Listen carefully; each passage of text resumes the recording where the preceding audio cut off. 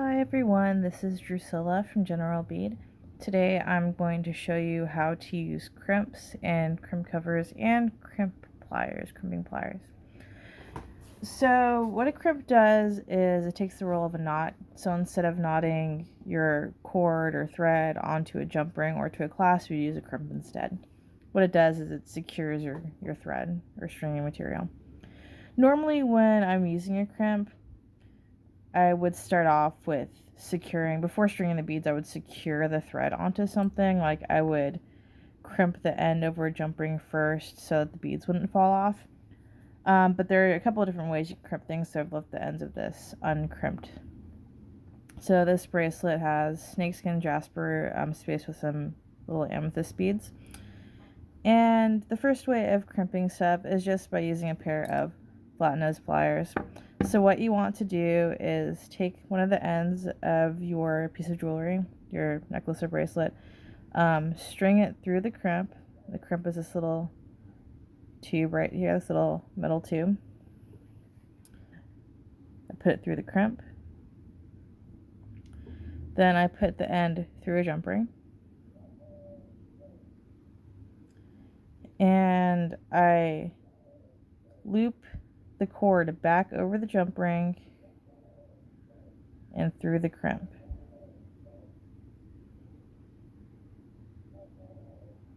And I slide the crimp up a bit.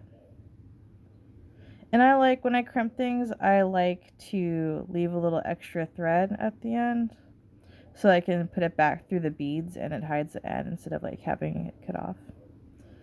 So I'm going to put a little extra through the crimp. Slide the crimp up against the jump ring or your clasp. I'm putting a jump ring on this end.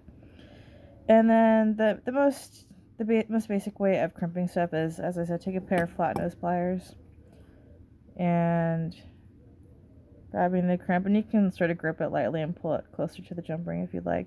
Then just squeeze it.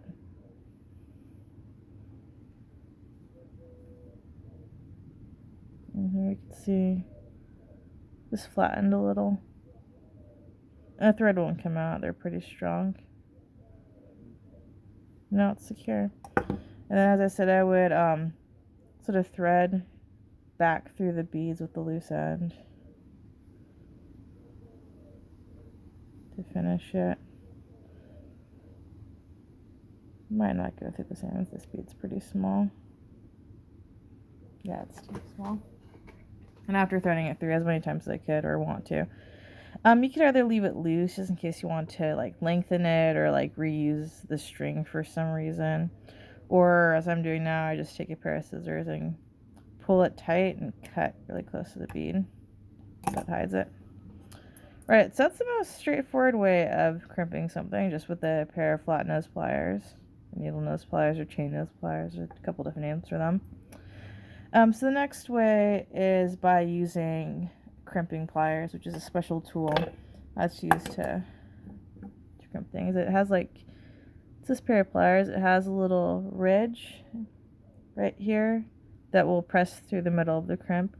Then it has at the end this rounded part to help fold the crimp over. To use crimping pliers, you start off the same. You put the crimp on to your stringing material.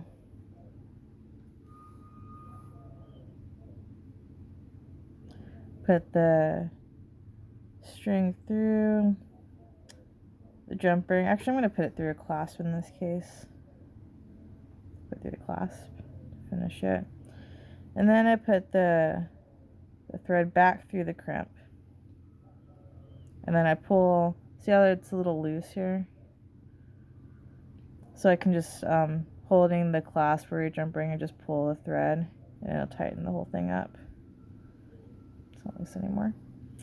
Okay, so now that I've done that, I take my crimping pliers and I put the crimp into the back hole, I guess, the back part of the pliers with the ridge. And then I just squeeze it. You can see it's like a little indented on the crimp. And then I'm going to use this thing called a crimp cover to hide the crimp on this end. It's like this. It's kind of like a cut open bead, you could say.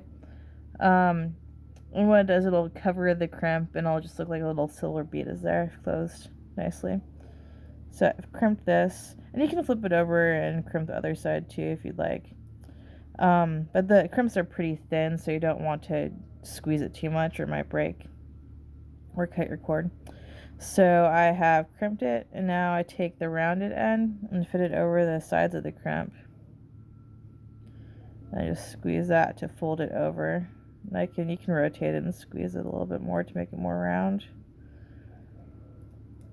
So now the crimp is like more rounded and doesn't look great. If you do this, if you practice this, you can make some pretty nice looking crimps without having to cover them. This is a little squished, but yeah, it's crimped. Okay, so now I'm gonna take the crimp cover. You can close crimp covers with chain nose pliers. It's hard because the pliers are flat, not curved, and this is a curved object, so it's not gonna be perfect. But if you have the crimping tool, it has the end of it, as I said, is rounded. You can see it a little better when it's closed.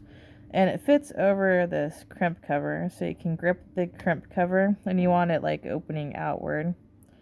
Grip the crimp cover, and then you can work your crimp into the center of it. It's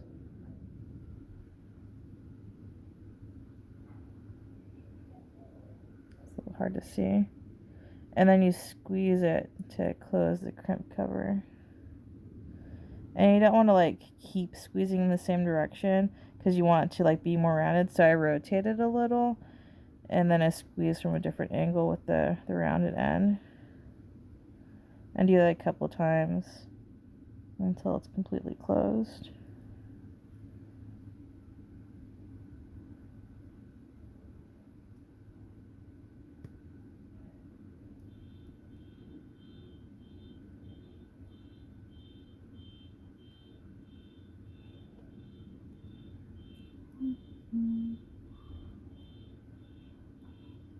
Takes a little work to make it look nice.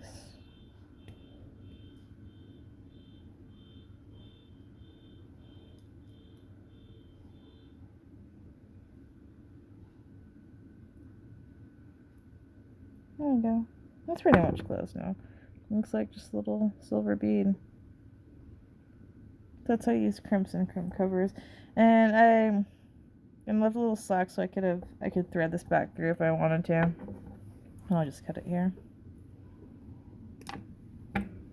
Yeah. So 2 options. You could use crimping pliers and a crimp cover, or you could just squeeze it shut with a pair of flat nose pliers. And that's how you use crimps, crimp covers, and the crimping tool. I should mention that crimping tools and crimps and crimp covers come in different sizes. This one is a standard size crimper, so it works with 2 to 3 millimeter tube crimps, which is this little cylindrical thing here. There are smaller crimps, and you need like micro or mini crimpers, crimping tools if you want to use crimping tools with them, and like really big ones like 3.5 or 4 millimeter tube crimps, which you need like the big crimping tools with.